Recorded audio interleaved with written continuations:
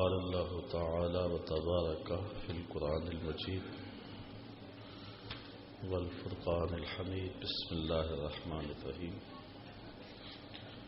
والعاديات ضبحا فالموريات قدحا فالمغيرات صبحا فأثرن به نقعا فوسطن به جمعا إن الإنسان لربه لكنود وإنه على ذلك لشهيد وإنه لحب الخير لشديد أفلا يعلم إذا بعثر ما في القبور وحصل ما في الصدور إن ربهم بهم يومئذ لخبير. صدق الله مولانا العظيم وصدق رسوله النبي الكريم الرؤوف الرحيم. اللهم نور قلوبنا بالقرآن وزين أخلاقنا بالقرآن وأدخلنا الجنة بالقرآن ونجنا من النار بالقرآن. قال الله تعالى وتبارك في شان حبيبه مخبرا وآمرا إن الله وملائكته يصلون على النبي يا أيها الذين آمنوا صلوا عليه وسلموا تسليما. الصلاة والسلام عليك يا رسول الله وعلى آلك وأصحابك يا محبوب رب العالمين. الصلاة والسلام عليك يا رسول الله وعلى آلك وأصحابك يا نبی الرحمہ. تمام حمد و ثنا، تعریف و توصیف اللہ جل مجدہ الکریم کی ذات بابرکات کے لیے جو خالق کائنات بھی ہے اور مالک شش جہات بھی. اللہ جل وعلا کی حمد و ثنا کے بعد رسول رحمت، شفیع معظم، نبی محتشم حضور ختم المرتبت صلی اللہ علیہ وسلم کے حضور ناز میں اپنی عقیدتوں، ارادتوں اور محبتوں کا خراج پیش کرنے کے بعد واجب الاحترام ذوی الاحتشام معزز مکرم سامعین، خواتین و حضرات، السلام علیکم ورحمۃ اللہ وبرکاتہ. میرے سامنے سورۃ العادیات ہے اور یہ قرآن مجید کی مکی سورت ہے جو 1 رکوع اور 11 آیات پر مشتمل ہے. سورت کا آغاز قسم سے ہو رہا ہے اور قسم بھی محبوب کریم کے غلاموں کے گھوڑوں کی اداؤں کی جا رہی ہے. والعادیات ضبحا، قسم ہے برق رفتار تیز دوڑنے والے گھوڑوں کی. جب وہ چلتے ہیں تو ان کے سینوں سے آواز نکلتی ہے. فالموریات قدحا، اور جب وہی گھوڑے پتھریلی زمین پر دوڑتے ہیں تو ان کے پاؤں سے لگی ہوئی کھریاں جب پتھروں سے ٹکراتی ہیں تو پتھروں سے شرارے نکلتے ہیں. فالمغیرات صبحا، گھوڑوں کی اس ادا کا ذکر بھی کیا گیا کہ صبح کے وقت وہ گھوڑے لشکروں کے اوپر حملہ آور ہوتے ہیں اور لشکروں کو طاقت و تاراج کر کے رکھ دیتے ہیں. فَأَثَرْنَ بِهِ نَقْعًا، اور ان کی تیز رفتاری کی وجہ سے گرد اڑتی ہے تو غبار چھا جاتا ہے.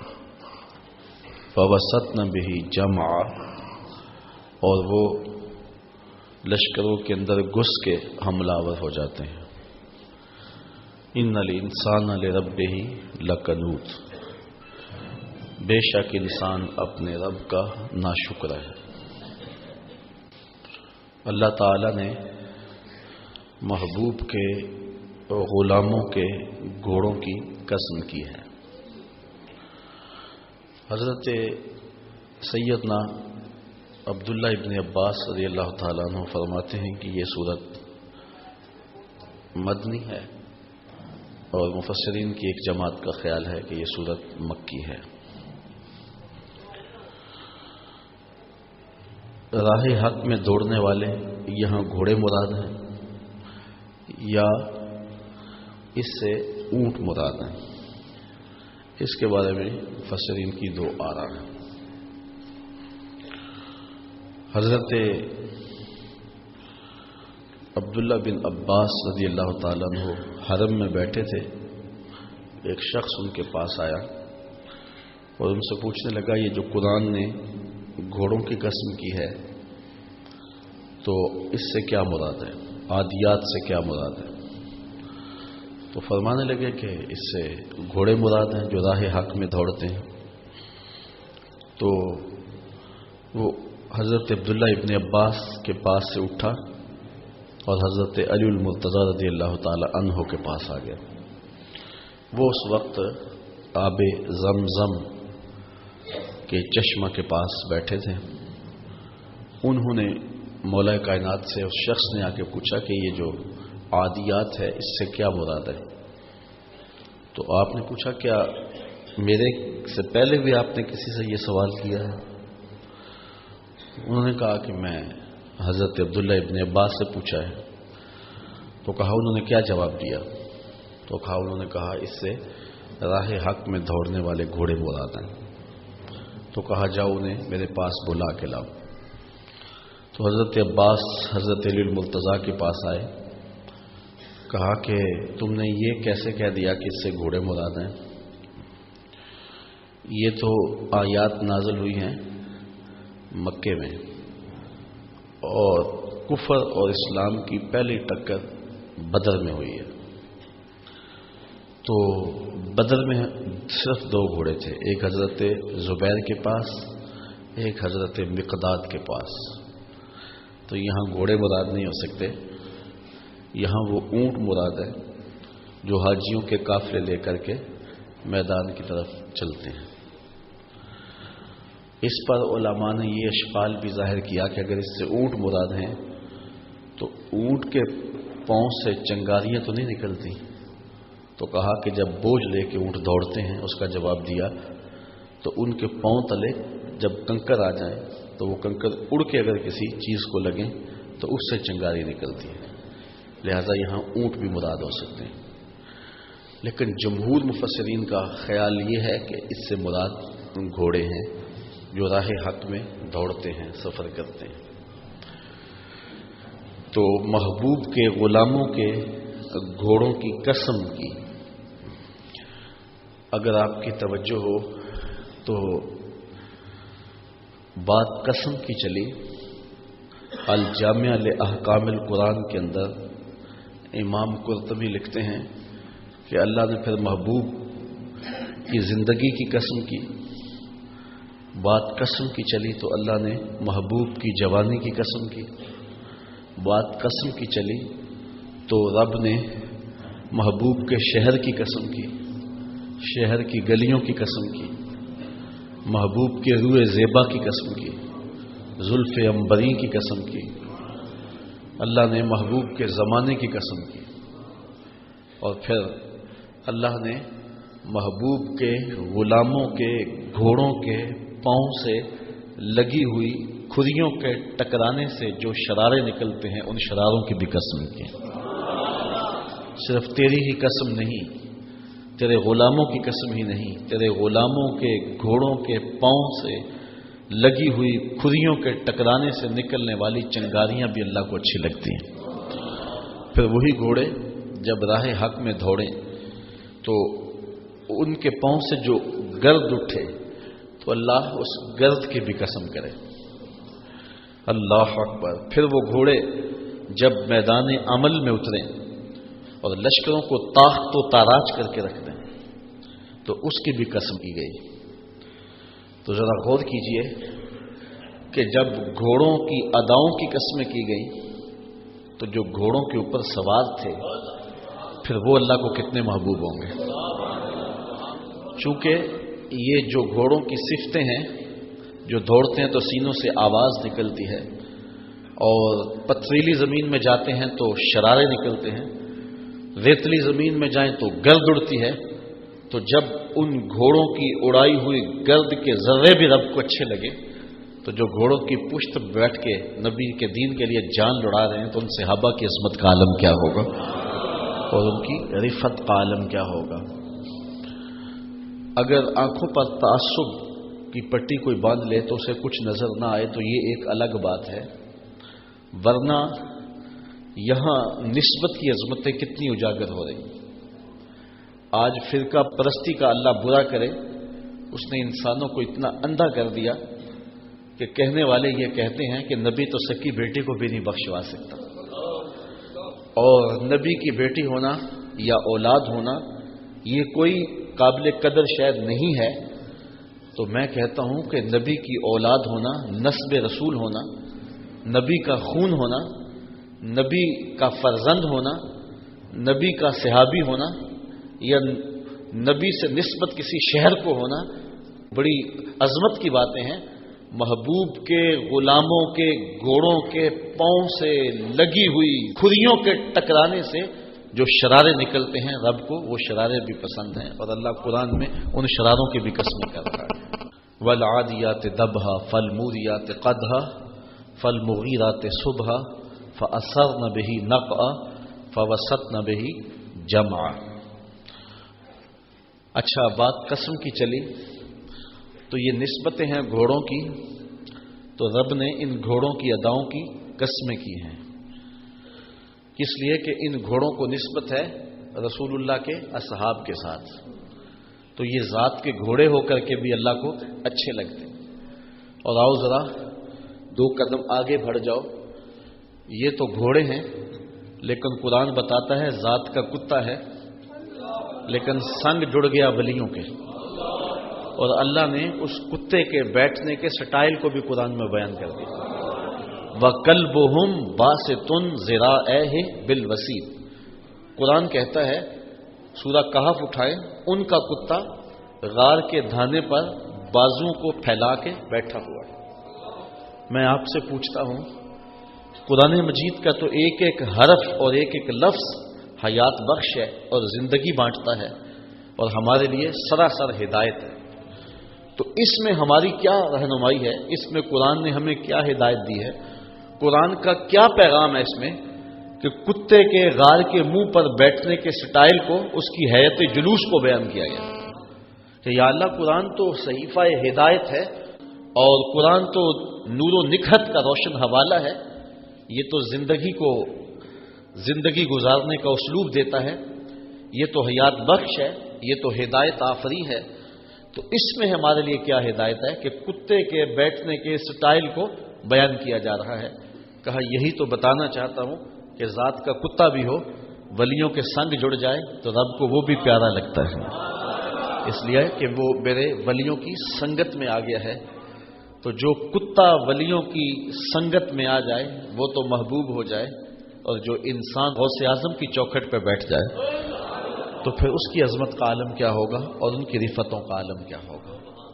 اللہ اکبر۔ اس لیے میرے امام بولے تجھ سے در سے سگ، اور سگ سے ہے مجھ کو نسبت، میری گردن میں بھی ہے دور کا ڈورا تیرا۔ تو یہ نسبتیں انسان کو قربت کی منزلیں دیتی ہیں۔ تو کہا قسم ہے گھوڑوں کی، بلکہ دیکھیے وہ چیونٹی جو حضرت سلیمان کے لشکر کو آتے ہوئے دیکھتی ہے اور ادب سے بولتی ہے جلدی جلدی اپنی بلوں میں داخل ہو جاؤ، اللہ کے نبی کا لشکر بے خبری میں تمہیں کچل نہ ڈالے، تو اس نے احترام سے بات کی۔ امام رازی لکھتے ہیں ایک تو اس چیونٹی کو قیامت تک آنے والی چیونٹیوں کا سردار بنا دیا گیا، اور دوسرا رب نے قرآن میں 114 صورتیں ہیں، ایک صورت اس چیونٹی کے نام سے رکھ دی، سورۃ النمل۔ نمل عربی میں چیونٹی کو کہتے ہیں، یار قرآن کی صورت ہو اور رکھی گئی ہو چیونٹی کے نام پہ۔ کہا چیونٹی کو نہ دیکھو چیونٹی کی آنکھوں نے جمال کس نبی کا دیکھا ہے۔ اگر چیونٹی حضرت سلیمان کا دیدار کر لے اور ادب کے تقاضوں کو پورا کرے تو تو قرآن میں اس کے نام کی صورت ہوتی ہے، اور ایک عاشق زار جب رسول اللہ کی اداؤں پہ قربان ہو جائے تو رب قیامت کے دن اس کی کتنی ناز برداریاں کرے گا۔ تو کہا والعادیات ضبحا، قسم ہے تیز رفتار گھوڑوں کی، جب وہ دوڑتے ہیں تو ان کے سینوں سے آواز نکلتی ہے۔ فالموریات قدحا، اور وہی گھوڑے جب پتھریلی زمینوں میں جاتے ہیں تو ان کے پاؤں سے لگی ہوئی کھریوں کے ٹکرانے سے چنگاریاں نکلتی ہیں۔ فالمغیرات صبحا، اور صبح کے وقت وہ لشکروں کو تاخت و تاراج کر کے رکھ دیتے ہیں، اچانک حملہ کرتے ہیں۔ فَأَثَرْنَ بِهِ نَقْعًا، اور پھر گرد اڑتی ہے۔ فَوَسَطْنَ بِهِ جَمْعًا، اور وہ لشکروں کے اندر جو ہے وہ گھس جاتے ہیں اور لشکروں کو توڑ کے رکھ دیتے ہیں، ان کو تاخت و تاراج کر کے رکھ دیتے ہیں۔ یہ گھوڑوں کی 5 صفتیں بیان کرنے کے بعد جو جواب قسم ہے وہ کیا ہے؟ میں کہوں نا مجھے قسم ہے اللہ کی، مجھے قسم ہے جلالت والے رب کی، مجھے قسم ہے عرش کے مالک کی، تو آپ ایک دم الرٹ ہو جائیں گے کہ یہ قسموں پہ قسمیں کر رہا ہے تو کہنا کیا چاہتا ہے۔ تو قسم کے بعد جو بات کہی جائے اس کو جواب قسم کہتے ہیں۔ تو رب رب ہو کے قسمیں کر رہا ہے، اور قسمیں بھی گھوڑوں کی اداؤں کی۔ تو انسان کے کان کھڑے ہو گئے کہ ہمارا رب ہم سے کیا فرمانا چاہتا ہے کہ قسموں پہ قسمیں کی جا رہی ہیں اور گھوڑوں کی اداؤں کی قسمیں کی جا رہی ہیں۔ تو جواب آیا ان الانسان لربہ لکنود، بے شک انسان اپنے رب کا بہت ناشکر ہے۔ یہاں تھوڑی سی توجہ آپ کی چاہوں گا کہ گھوڑوں کی قسمیں کی گئی، گھوڑوں کی اداؤں کی قسمیں کی گئی، اور انسان کی مذمت کی گئی۔ یا اللہ، انسان کو ناشکرہ کہنا ہی تھا تو کسی اور موقع پہ کہہ لیا جاتا۔ ایک طرف گھوڑوں کی قسمیں، ایک طرف گھوڑوں کی اداؤں کی قسمیں، ایک طرف گھوڑوں کے سینوں سے نکلنے والی آواز بھی پیاری لگے، ایک طرف گھوڑوں کے پاؤں سے اڑنے والے غبار کے ذرے بھی اچھے لگے، ایک طرف گھوڑوں کے پاؤں سے لگی ہوئی کھریوں کے ٹکرانے سے نکلتے ہوئے شرارے بھی اچھے لگے، اور دوسری جانب انسان کو ناشکرہ کہا۔ تو انسان کو ناشکرہ کہنا تھا تو کسی اور موقع پہ فرما دیا ہوتا، لیکن انسان کو ناشکرہ گھوڑے کی قسمیں کر کے کہا، تو کہا یہی تو بتلانا چاہتا ہوں، اگر میرے رسول سے نسبت رکھیں تو ذات کے گھوڑے بھی ہوں تو وہ بھی پیارے لگے، اور اگر نسبت نہ رکھیں تو انسانیت نہیں ہے، اور وہ انسان ہونے کے باوجود اولئک کل انعام بل ہم اضل، کہا وہ چوپائے ہیں، چوپایوں سے بھی بدتر ہیں۔ اس لیے عزت اگر پانا چاہتے ہو تو میرے محبوب کی چوکھٹ پہ آ جاؤ، میرے محبوب سے نسبت ہوگی تو پھر تم جیسے بھی ہوگے تو تم عزت کی مسند پر بیٹھو گے۔ ابو لہب کو ابو لہب کیوں کہتے تھے؟ کہتے ہیں کہ اس کا رنگ شعلے کی طرح چمکتا تھا، قریشی نسل تھا، ہاشمی نسل تھا، اس وجہ سے اس کا رنگ شعلے کی طرح چمکتا تھا۔ ابو لہب اس لیے کہہ دیتے ابو لہب، لیکن ذلت کے گڑھے میں گر گیا اس لیے کہ نسبت میرے رسول سے نہ قائم ہو سکی۔ اور دوسری جانب رنگ کالا ہے، ہونٹ موٹے ہیں، ذات کا حبشی ہے، لیکن ممبروں میں بھی آج تذکرے بلال حبشی کے ہیں اور محرابوں میں بھی تذکرے بلال حبشی کے۔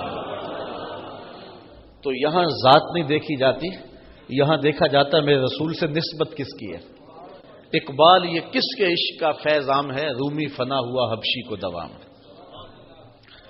میں اس بڑے مجمع میں اگر آپ سے پوچھوں کہ جب میرے حضور تشریف لائے تھے تو اس زمانے کے کیسر کا نام کیا تھا، تو شاید اس دور کے کیسر کا نام آپ نہ بتا سکیں۔ کسی کا تاریخ کا تازہ مطالعہ ہو تو وہ کوئی اس وقت اسے نام ذہن میں ہو تو وہ ایک الگ بات ہے، لیکن مجموعی طور پہ اس دور کے کیسر کا نام کسی کو نہیں آتا ہو۔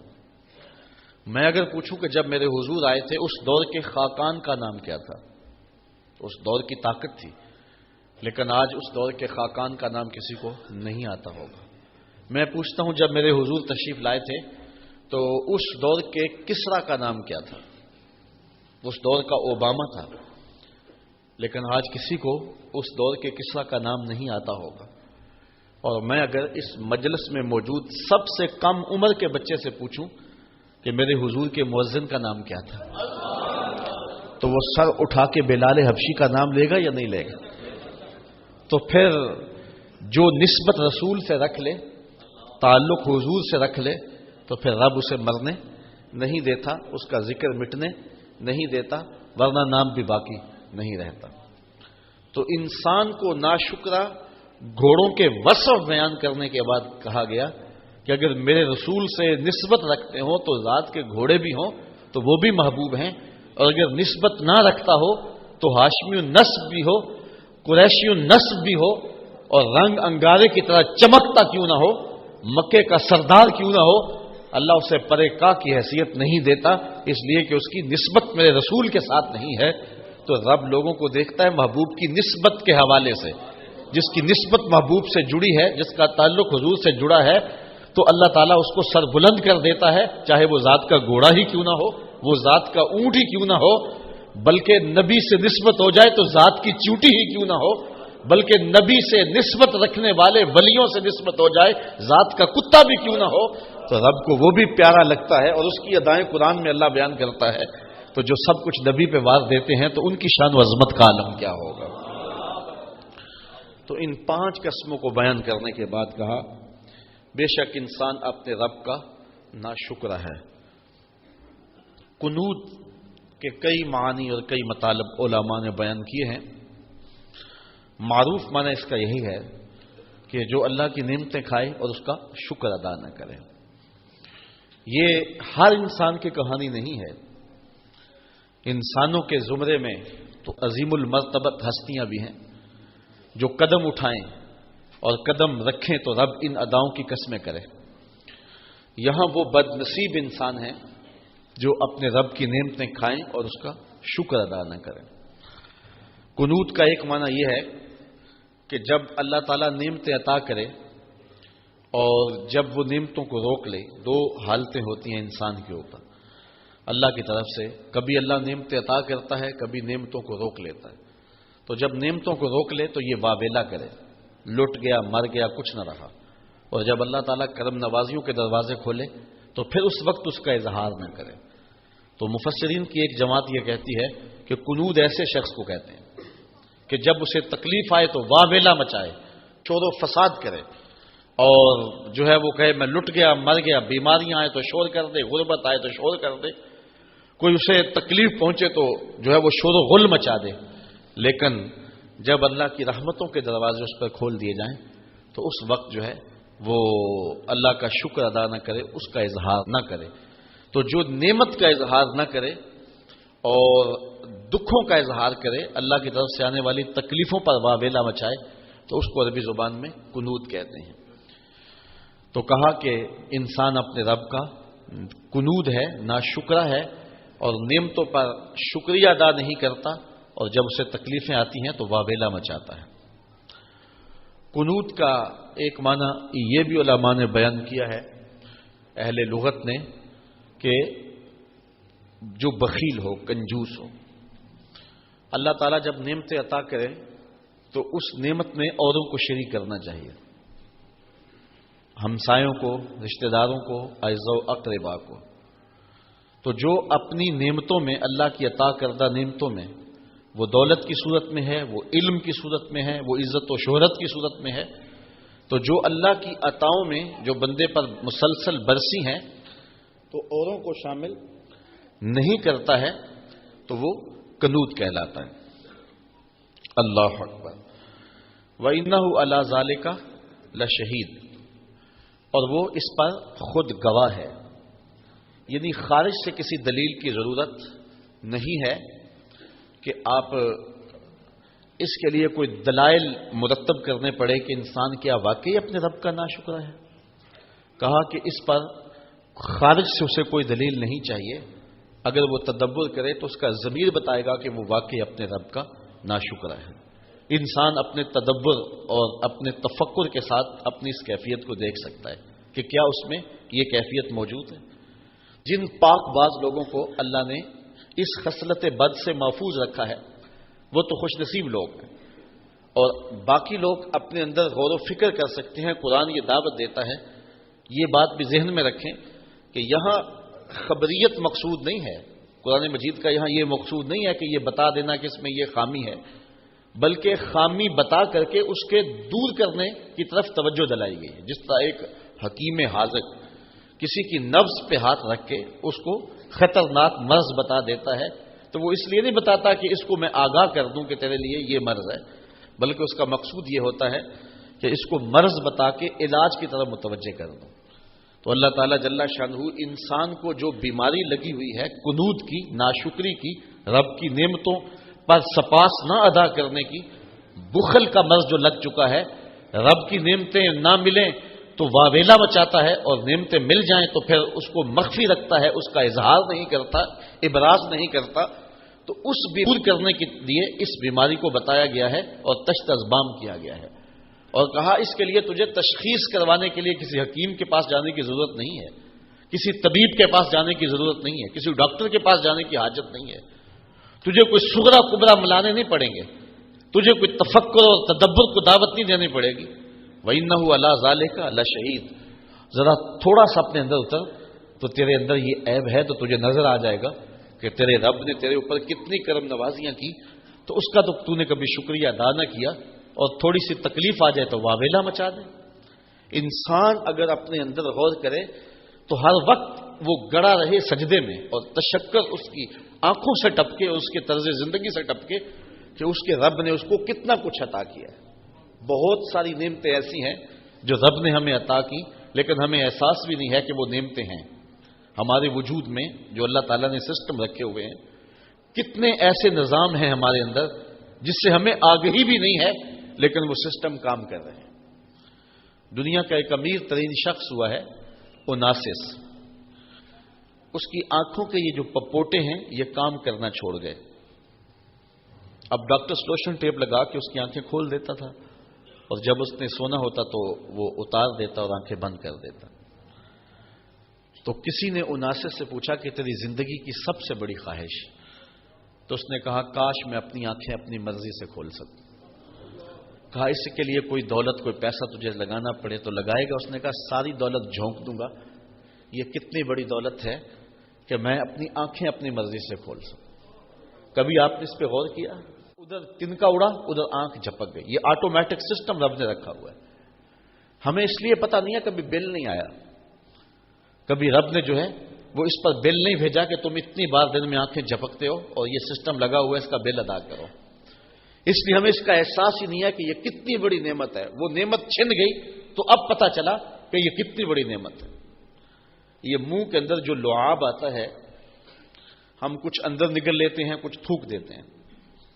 تو یہ لعاب اگر مقدار سے زیادہ ہو جائے تو پھر بھی پریشانی، اور اگر یہ لعاب مقدار سے کم ہو جائے اور یہ بولنے میں مدد دیتا ہے، نظام انہضام میں مدد دیتا ہے، اس کا بینائی پر اثر ہے، تو پھر بینائی کمزور پڑ جائے اور انسان کا نظام انہضام خراب ہو جائے اور اسے بولتے ہوئے دقت محسوس ہو، وہ ایک ایک لفظ کے لیے اپنے منہ کے اندر ایک ایک گھونٹ پانی کا ڈالے اور پھر وہ بول سکے. یہ قدرتی گریس ہے جو رب نے ہمارے منہ کے اندر لگائی ہوئی، جس سے ہم بولتے ہیں، زبان بھی تر رہتی ہے، حلق بھی تر رہتا ہے. تو ذرا کبھی اس پہ ہم نے غور کیا کہ یہ کتنا بڑا سسٹم ہے رب نے جو قدرتی لگایا ہے. جتنی مقدار ہمیں چاہیے اندر سے اتنی مقدار ہمیں مل رہی ہے. تو اس طرح آپ اپنے جسم پہ غور کرتے چلے جائیں، اپنے اعضائے بدنیہ پہ غور کرتے چلے جائیں. رب کی قدرتوں کا ایک نمونہ ہے حضرت انسان. آپ کھانا کھانے لگتے ہیں تو ذرا اس پہ غور کریں کہ کھانا جب کھانے لگتے ہیں تو سب سے پہلے اس کو آنکھیں دیکھتی ہیں تاکہ اس میں کوئی کیڑا مکوڑا تو نہیں ہے، کوئی اس کے اندر ایسی شے تو نہیں ہے، کوئی غلاظت تو نہیں ہے. دوسرا مرحلہ ہاتھ چھوتے ہیں اس کو کہ اگر زیادہ گرم ہو یا زیادہ ٹھنڈا ہو تو پھر ہاتھ دوسرا فیصلہ دیتے ہیں. پھر اس کے بعد اس کو منہ کے قریب لاتے ہیں. تو قدرت نے جو سونگھنے کی قوت ہے وہ منہ کے قریب رکھی ہے کہ اگر وہ بدبودار ہو وہ آپ کا ناک بتا دے کہ اس کو نہیں کھانا. پھر اس کے بعد آپ نے زبان پہ رکھا، اگر وہ لذیذ نہیں ہے یا کڑوا ہے یا بد ذائقہ ہے تو زبان کہتے ہیں اسے یہیں سے اگل دو. پھر اس کے بعد دانتوں سے پیستے ہیں کہ اگر اس کے اندر کوئی پتھر آ گیا ہے، کوئی ایسی سخت چیز ہے تو وہ یہاں سے اگل دیں. پھر اس کے بعد حلق سے نیچے اترتا ہے. تو ایک لقمہ منہ تک جاتے ہوئے کتنے مراحل طے کرتا ہے. اب کانوں کی جگہ اگر ناک رکھ دیا جاتا اور ناک کی جگہ کان رکھ دیے جاتے تو بتاؤ کہ لقمہ جب اٹھاتے تو محسوس ہی نہ ہوتا کہ یہ جو ہے وہ خوشبودار ہے یا بدبودار ہے، تو باسی بھی لوگ نگل لیتے، تو لیکن قدرت نے ناک کو منہ کے قریب رکھا ہے اس لیے کہ اس کی ضرورت یہاں زیادہ تھی۔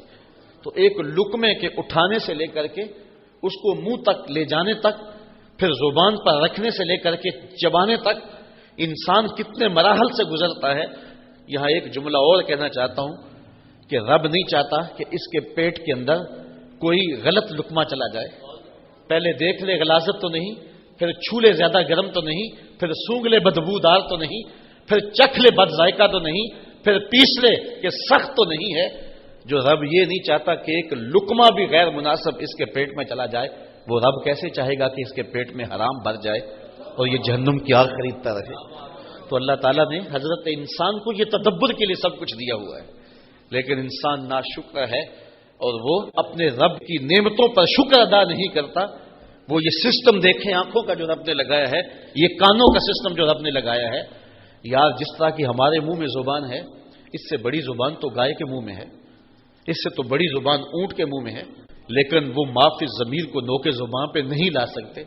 اور حضرت انسان جب بولتا ہے تو پھول جھڑتے چلے جاتے ہیں اور موتی گرتے چلے جاتے ہیں۔ انسان ذرا دیکھ، تیری نوکے زبان پہ نغمے کس نے رکھ دیے، اور تیرے کانوں کے اندر جو ہے وہ بجلیاں کس نے بھر دی، تیری آنکھوں کے اندر جو ہے وہ بصیرت اور بصارت کے اجالے کس نے رکھ دیے؟ تو انسان ذرا تدبر کرے، انسان ذرا غور کرے تو اپنے رب کا نافرمان نہیں ہو سکتا۔ لیکن جب یہ ان نعمتوں کے ہونے کے باوصف ان کا شکر ادا نہ کرے تو اللہ فرماتا مجھے تم اچھے نہیں لگتے، مجھے محبوب کے غلاموں کے گھوڑے اچھے لگتے ہیں۔ اور اب ان کی قسمیں کر کے انسان کو جھنجھوڑ رہا ہے کہ اگر تم اچھی راہوں کے مسافر بن جاؤ گے تو تم مجھے کیوں اچھے نہیں لگو گے، تمہیں تو میں نے اپنے دستے قدرت سے بنایا۔ حضرت انسان کو اللہ نے اپنے دستے قدرت سے بنایا ہے اور یہ کائنات کا شاہکار ہے، پوری کائنات کا چرخ انسان کے گرد گھومتا ہے اور پوری کائنات کا مقصود انسان ہے۔ اے تماشا گاہ عالم روئے تو کجا بہرے تماشا می روی، ساری کائنات اس کے گرد گھومتی ہے۔ تو اگر یہ اچھا نہ رہے تو پھر اس پہ غصہ بھی بڑا ہے اور وہ غصہ دہتی ہوئی آگ کی صورت میں، جہنم کی صورت میں نمودار ہوگا اور اس کو وہاں ڈال دیا جائے گا۔ اور اگر یہ رب کی فرما برداری میں زندگی گزار دے پھر رب اس کی اداؤں اور اس کے اندازے زندگی کی قسمیں کیا، اس کے گھوڑوں کی اداؤں کی قسمیں بھی کرے گا۔ تو یہاں عقل مندوں کے لیے سمجھنے کے لیے بہت کچھ ہے کہ انسان رب کا ناشکرا نہ بنے بلکہ رب کی نعمتوں پر اس کا شکر گزار ہو جائے۔ اور ارشاد فرمائے لئن شکرتم لازیدنکم، اگر تم رب کی نعمتوں کا شکریہ ادا کرو گے تو وہ تمہیں نعمتیں اور زیادہ عطا فرمائے گا۔ اس لیے جو حالت ہو بندے کی اس پر ناشکری کا اظہار نہ کرے، بے صبری کا اظہار نہ کرے۔ اللہ نے اگر کسی بندے کو دنیاوی مال و دولت کم دی ہے تو یہ اللہ جانتا ہے کہ اس کو کیوں کم دی ہے، اور اگر کسی کو زیادہ دی ہے تو یہ رب کا فیصلہ ہے اور رب کا علم ہے کہ اس کو زیادہ کیوں عطا کیا ہے۔ کتنے لوگ ہیں کہ بہت شدید محنت کرتے ہیں لیکن مال و دولت نہیں پا سکتے، اور کتنے لوگ ہیں کہ وہ مٹی کو ہاتھ لگائیں تو سونا بن جاتا ہے۔ تو اس میں بندے کا اختیار نہیں ہے، اس میں رب تعالی جل شانہ اور اس کی کرم نوازیوں کے رنگ ہیں۔ حدیث میں آتا ہے کہ جب شکم مادر میں بچہ 120 دن کا ہوتا ہے تو فرشتہ آ کے اس کا رزق بھی لکھ جاتا ہے، اس کی عمر بھی لکھ جاتا ہے اور اس کا شقی و سعید ہونا بھی لکھ جاتا ہے۔ تو جب رزق ہمارا لکھ دیا گیا، مقسوم ہمارا طے شدہ ہے اور قلم خشک کر دیا گیا، تو ہمیں پھر اپنی زندگی کے مقصد کی طرف توجہ کرنی چاہیے۔ ساری زندگی اس ادھیڑ بند میں گزر جاتی ہے کہ کھائیں گے کیا، پیئیں گے کیا، پہنیں گے کیا، اور یہ ذمہ میرے رب کا ہے۔ خام خواہ کی مشقت اٹھانے کی کیا ضرورت؟ وما من دابۃ فی الارض الا علی اللہ رزقها، اللہ ارشاد فرماتا ہے زمین پہ چلنے رینگنے والی کوئی چیز نہیں جس کا رزق اللہ کے ذمہ کرم پہ نہ ہو۔ تو یہ تو اس نے اپنے ذمہ کرم پہ لیا ہوا ہے۔ اگر تمہارے پاس رزق تھوڑا ہے تو اس پہ پریشان ہونے کی ضرورت نہیں، اس پہ بھی رب کا شکر ادا کرو۔ سنو ایک حدیث، سیدنا علی المرتضیٰ رضی اللہ تعالی عنہ فرماتے ہیں کہ میرے حضور نے ارشاد فرمایا کہ جو اللہ کے دیے گئے تھوڑے رزق پہ راضی ہو گیا، اللہ قیامت کے دن اس کے تھوڑے عملوں پہ راضی ہو جائے گا۔ اللہ فرمائے گا میرے بندے تو ضرورت مند تھا، تجھے 3 وقت کے لیے روزی چاہیے تھی، تجھے پہننے کے لیے گرمی سردی میں لباس چاہیے تھا، تجھے بچوں کے لیے دودھ چاہیے تھا، تجھے بچوں کے لیے دوا چاہیے تھی، تجھے جو ہے وہ بیٹیوں کے لیے جہیز چاہیے تھا، تجھے رہنے کے لیے سر چھپانے کے لیے چھت چاہیے تھی، مکان چاہیے تھا، لیکن تو کتنا شکر گزار تھا کہ اس پہ بھی راضی ہو گیا. تو ضرورت مند ہو کے میری تقسیم پہ راضی ہو گیا، اور مجھے تو تیرے عملوں کی لوڑ بھی نہیں ہے نا، تو میں رب ہو کے تیرے اوپر راضی ہوں. تو بتاؤ کہ سودا کتنا سستا ہے. اللہ اکبر.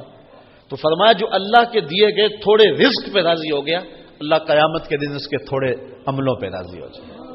اللہ اکبر. تو انسان جب اس طرف اپنا رخ کر لیتا ہے پھر اس کی زندگی سکھ میں آ جاتی ہے. امام غزالی نے ایک بڑی پیاری بات لکھی. آپ فرماتے اس دنیا میں سب سے زیادہ دکھی شخص کون ہے اور سب سے زیادہ سکھی کون ہے. یہ فلسفہ آپ نے بیان کیا. نتیجہ سنا رہا ہوں. امام غزالی نے تو کئی صفحات پہ بحث چھیڑی، پھر اس کو سمیٹا اور نتیجہ نکالا. میں 2 لفظوں میں آپ کو بتا رہا ہوں. امام غزالی فرماتے ہیں اس دنیا کے اندر سب سے زیادہ دکھی مرض جو ہے وہ حسد کا مرض ہے. یہ ہر وقت سلگتا رہتا ہے اور ایسا مرض ہے کہ جس کا علاج بھی کوئی نہیں. شیخ سعدی فرماتے ہیں ایک ہی علاج ہے، بمیر حسود کی رنجیز کہ بجز مرگ علاج نیز. اے حاسد تو مر ہی جا، تیرا علاج اس کے علاوہ کوئی اور ہے ہی نہیں ہے. تو کہتے ہیں سب سے دردناک مرض جو ہے وہ حسد ہے. اور سب سے سکھی زندگی کس کی ہے؟ فرمایا جو اللہ کی عطا پر قناعت کر لے کہ مالک جو تو دیا ہے میرے لیے مناسب تھا اسی لیے تو دیا. میری ضرورتوں کو مالک جتنا تو جانتا میں تو نہیں جانتا. تو بندہ جب رب کے دیے پر قناعت کر لیتا ہے، حضرت امام غزالی فرماتے ہیں اس سے زیادہ سکھی زندگی نہیں گزر سکتی، اور جو حسد میں مبتلا ہو جاتا ہے اس سے بڑی دکھی زندگی نہیں گزر سکتی. تو کہتے ہیں زندگی گزارنے کا گر سیکھ لو کہ جو ہے وہ قناعت کو اختیار کر لو. جو اللہ کی طرف سے مل جائے، وہ ایک رقشے کے پیچھے لکھا تھا مل جائے تو روزی، نہ ملے تو روزہ. تو اللہ تعالیٰ جل شانہ اگر قناعت کی دولت دے دے تو یہ بہت بڑی دولت ہے. تو کہا کہ انسان ناشکر ہے، اس پہ وہ خود گواہ ہے. وَإِنَّهُ لِحُبِّ الْخَيْرِ لَشَدِيدٌ. لیکن انسان کمزور ہے. اس کے باوجود یہ ان انسانوں کی بات کر رہے ہیں جن کا باطن مضبوط نہیں ہے.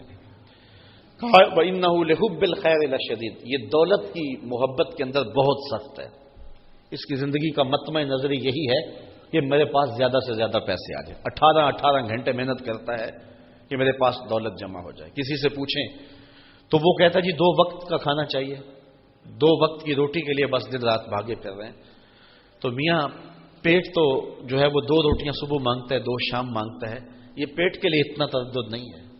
میرے حضور نے ارشاد فرمایا 2 پہاڑوں کے درمیان جو وادی ہے اگر وہ سونے سے بھری ہوئی ابن آدم کو دے دی جائے تو یہ کہتا ہے ایک اور مل جائے. تو اس کو 2 وادیاں دے دی جائیں تو یہ آرزو کرے گا اس کو ایک اور مل جائے. تو اس لیے شیخ سعدی بولے پیٹ بھر جاتا ہے لیکن آنکھ نہیں بھرتی. کوزائے چشم حریصاں پر نشد تاش صدف کانے نشد پر در نشد. حریص کی آنکھ کا پیالہ نہیں بھرتا، اس کو 2 چیزیں بھرتی ہیں، ایک قبر کی مٹی اور ایک صبر کا پانی. اب یہ مل جائے، قناعت کی دولت مل جائے تو زندگی سوکھی، ورنہ ساری زندگی اذیت میں گزر گئی. 1 کروڑ پتی ہے، وہ ارب پتی ہونے کے چکر کے اندر گھلتا رہتا ہے. ایک کرائے کے مکان میں رہنے والا، اس کی آرزو اتنی ہوتی ہے مجھے سر چھپانے کے لیے اپنا ذاتی مکان مل جائے تو میں بس کافی ہوں. اب اس کو 2 مرلے کا مکان مل جائے تو وہ 4 دن اتنی آسودہ زندگی بسر کرتا ہے، لیکن پھر اس کو یہ لگ جاتی ہے کہ 2 مرلے کا مکان تھوڑا ہے، مجھے 5 مرلے کا مکان ملنا چاہیے. تو پھر اس 2 مرلے کا مکان جو اس کے لیے کشادہ تھا اب تنگ ہونے لگ جاتا ہے. پھر اس کو تکلیف بڑھنے لگ جاتی ہے. وہ کہتا ہے یہ بھی مسئلہ ہے میرے لیے، یہ بھی مسئلہ ہے، مہمان بٹھانے کے لیے جگہ کوئی نہیں، یہ ہے وہ ہے، کتنے مسائل اس کو گھیر لیتے ہیں. پھر اس کو 5 مرلے کا مکان مل جائے تو ایک دن جب داخل ہوتا ہے گھر میں تو پھر آسودہ ہوتا ہے، یار بڑی اب اچھا ہوں میں. لیکن 2 سال بعد جب اس کی ہرس بڑھ جاتی ہے اور اس کا خیال ادھر لگ جاتا ہے کہ مجھے 10 مرلے کا مکان چاہیے، تو اس کے لیے وہ 5 مرلے کا مکان بھی تنگ ہو جاتا ہے اور وہ دکھی ہونے لگ جاتا ہے اور اس کو جو ہے وہ اذیت پہنچنے لگ جاتی ہے. پھر 10 مرلے کے مکان سے وہ کنال تک آگے بڑھتا چلا جاتا ہے. جو مقروض ہے اس سے پوچھے تو وہ کہتا ہے میرا قرضہ اتر جائے تو میری جان سکھی ہو جائے. اور جب قرضہ اتر جائے تو اس کو بڑی چین کی نیند آتی ہے، بڑا سکھ سے سوتا ہے. وہ کہتا ہے مجھے زندگی کی کوئی پریشانی نہیں رہی، لیکن جب لالچ بڑھتا ہے تو چند دن کے بعد اب اس کی اور مصیبتیں شروع ہو جاتی ہیں کہ اگر یہ مل جائے یہ مل جائے، پھر اس کی تردد میں اس کی کوشش میں لگ جاتا ہے۔ تو انسان کھرب پتی بھی ہو جائے تو نفس کی کمینگی نہیں جاتی، تو انسان سوکھا کیسے ہوگا؟ حضرت امام غزالی فرماتے ہیں سوکھا تبھی ہوگا جب اس کو قناعت کی دولت نصیب ہو جائے گی۔ لیکن یہ دولت کی محبت میں بہت زیادہ سخت ہے۔ حب دنیا راس کل خطیہ، ہر برائی کی جڑ جو ہے وہ دنیا کی محبت ہے۔ لیکن انسان جو ہے وہ اپنے آپ کو اس محبت میں جب جما لیتا ہے تو پھر برائیوں پہ برائیاں کرتا ہے، گناہوں پہ گناہ کرتا ہے۔ وَإِنَّهُ لِحُبِّ الْخَيْرِ لَشَدِيدٌ، وہ مال کی محبت میں بہت سخت ہے۔ أَفَلَا يَعْلَمُ إِذَا بُؤْثِرَ مَا فِي الْقُبُورِ، اللہ اکبر۔ قرآن مجید جیسے تربیت کرتا ہے دنیا کی کوئی کتاب ایسی تربیت نہیں کرتی۔ قرآن اس مضمون کو چھوڑ کے اب ایک دوسرا مضمون شروع کیا، لیکن ما قبل اس کا ربط بھی ہے۔ انسان کی اس فطرت کو بیان کر دیا کہ یہ حب زر بہت رکھتا ہے، اس کے دل میں محبت دولت بہت ہے، یہ ہر وقت اسی ادھیڑ بن میں ہے کہ میرے پاس اتنی دولت جمع ہو جائے، اتنے پلازے بن جائیں، اتنے محل بن جائیں، اتنی جائیدادیں اور اتنی زمینیں اور اتنا بینک بیلنس میرے پاس ہو۔ اللہ تعالیٰ اس انسان کی فطرت کو بیان کرنے کے بعد ارشاد فرمایا افلا یعلم اذا بؤثر ما فی القبور، اللہ اکبر۔ تو کیا نہیں جانتا جب سب کچھ اٹھا لیا جائے گا جو کچھ قبروں میں ہے؟ آج وہ جو اکٹھا کرنا چاہتا ہے کر لے، آج وہ جو اس کی خواہش ہے وہ پوری کر لے۔ اللہ کے حکموں کو توڑنا چاہتا ہے تو اللہ اس کو نہیں روکے گا۔ اللہ نے زبان کو بولنے کا سلیقہ دیا ہے، طاقت دی ہے، اب اس زبان کو غلط استعمال کرے تو اس کی مرضی۔ اس نے آنکھوں کو دیکھنا دیا ہے، اس کو شہوات سے بھر لے تو اس کی مرضی۔ اس نے حضرت انسان کی ضروریات کی کفالت اپنے ذمے لی ہے، لیکن یہ اپنا کفیل خود بن جائے اور اپنی پریشانیاں خود اپنے ذمے لے لے تو اس کی مرضی۔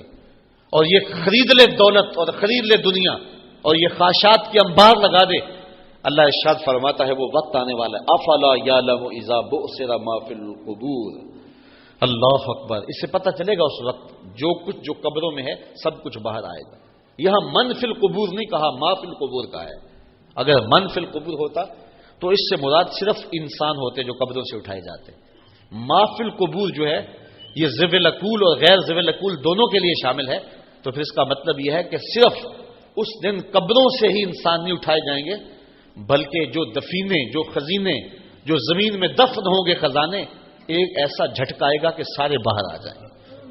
اس صورت سے قبل سورۃ الزلزال میں اس حقیقتوں کو بیان کیا گیا اذا زلزلت الارض زلزالها واخرجت الارض اثقالها وقال الانسان ما لها، اللہ زمین کو ایسے زوردار جھٹکا دے گا کہ زمین کے اندر جو کچھ ہوگا سب کچھ اکھڑ کے باہر آ جائے گا، حتیٰ کہ جڑوں سمیت درخت باہر آ جائیں گے، پہاڑ اکھڑ کے باہر آ جائیں گے، مردے اکھڑ کے باہر آ جائیں گے، خزینے اکھڑ کے باہر آ جائیں گے، زمین اپنے سارے خزینے باہر اگل دے گی، اور زوردار اتنا جھٹکا ہوگا کہ پہاڑ سے ٹکرا جائیں گے، اور اتنے زوردار انداز میں ٹکرائیں گے کہ جس طرح سرمے کے ذرے ہوتے ہیں اس سے بھی زیادہ باریک ذروں میں تبدیل ہو جائیں گے۔ اور اس طرح حبا منصورہ کی طرح، یہ کبھی آپ نے دیکھا ہو کہ کمرہ تاریک ہو اور روشن دان تھوڑا سا کھلا ہو تو باہر سے روشنی اندر آ رہی ہو، تو اس روشنی کی لکیر میں آپ کو باریک باریک ذرے اڑتے نظر آتے ہیں، ان کو عربی میں حبا منصورہ کہتے ہیں۔ اللہ تعالیٰ سورہ واقعات کے اندر ارشاد فرماتا ہے کہ قیامت کے دن پہاڑ جب ٹکرائیں گے تو حبا منصورہ کی طرح اڑتے پھریں گے۔ یہ کوہ ہمالیہ، یہ بڑے بڑے پہاڑ اس قدر باریک ذروں میں تقسیم ہو جائیں گے، تو وہ ایک زوردار جھٹکا ہوگا جس سے زمین اپنا سب کچھ باہر پھینک دے گی اور زمین کا پیٹ خالی ہو جائے گا۔ اللہ اکبر۔ فرمایا افلا یعلم اذا بؤثر ما فی القبور، اس وقت پتہ چلے گا جب زمین اپنے سارے خزانے باہر اگل دے گی اور انسان قبروں سے باہر آ جائیں گے۔ یہاں سید قطب نے بڑی خوبصورت بات لکھی، اس نے کہا بؤثرہ کا جو صوتی آہنگ ہے وہی بندے کو ہلا کے رکھ دیتا ہے، تو جب یہ عملاً ہوگا تو پھر کیا ہوگا؟ اللہ اکبر۔ افلا یعلم اذا بؤثر ما فی القبور وحصل ما فی الصدور، اگلی بات اس سے بھی سخت۔ اللہ فرماتا جو کچھ سینوں میں ہے وہ بھی باہر آ جائے گا۔ اب سینوں کے اندر جو راز ہیں، جو نیتوں کی پوشیدگی ہے، تو یہ سب کچھ باہر آ جائے گا۔ مجھے آپ بتائیں جب نیتیں بھی چھپی نہیں رہیں گی، جب خیال بھی چھپے نہیں رہیں گے، رب انہیں بھی ظاہر کر دے گا تو پھر باقی بچے گا کیا؟ تو آج زندگی گزارتے ہوئے احتیاط کرنی چاہیے. قرآن کی یہ آیت ہمیں بتاتی ہے کہ قیامت کے دن اللہ ہر شے تشت ازبام کر دے گا. اے داور حشر میرا نام آیا اعمال نہ پوچھ. اس میں کئی پردہ نشینوں کے بھی نام آتے. وہ حسلا ما فی الصدور. یہ حسلا کے لفظ پر جو تشدید ہے سواد پر، ذرا اس سے بھی جو ہے وہ آپ محسوس کریں کہ قرآن مجید کے لفظ بھی جو ہیں معنی نہ بھی کریں تو وہی مفہوم کو ظاہر کر رہے ہیں. وَحُسِّلَ مَا فِي الصُّدُورِ. جو کچھ سینوں میں ہے وہ نکل کے باہر آ جائے گا، اور خیال، وہم، سوچیں اور نیتیں ایک شکل اختیار کر لیں گی. اب انسان دیکھے گا تو حیرت زدہ ہو جائے گا، یہ تو میں نے سوچا تھا، یہ تو میں نے جو ہے یہ میرے تصور میں تھا. تو وہ تصور بھی متشکل ہو جائیں گے، اور جب تصوروں کو بھی شکل مل جائے گی، جب خیال بھی مجسم ہو جائیں گے، جب سوچے اور نیتیں بھی سامنے آ جائیں گی تو پھر باقی کیا بچے گا؟ اللہ اکبر. ان ربہم بہم یومئذ لخبیر. کہا اس دن تمہارا رب تمہیں ہر شے سے آگاہ کر دے. ہر شے تشت ازبام ہو گئی. اس دن پھر ظالم ہاتھ کاٹے گا اور کہے گا یا لیتنی قدمت لحیاتی. کاش میں اپنی اس زندگی کو اس زندگی کے لیے آگے بھیجا ہوتا. لیکن اس وقت کا پچھتاوا کوئی کام نہیں دے گا. آج کا پچھتاوا زندگی بدل ہے. آج کا پچھتاوا زندگی کے رخ کو تبدیل کر سکتا ہے.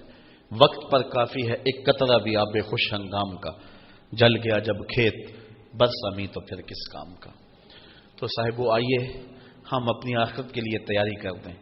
یہ قرآن مجید کا جو اسلوب ہے، آپ قرآن مجید کی کوئی بھی صورت پڑھ لیں، قرآن مجید مختلف دلائل دے کر کے اور مختلف اسالیب کے بعد اپنے قاری کو اس جگہ پہ لاتا ہے کہ تیری زندگی مختصر ہے اور تو جس مقصد کے لیے دنیا پہ آیا ہے اس کی طرف توجہ کر. آج تو لوگوں کی نگاہوں سے پوشیدہ ہے.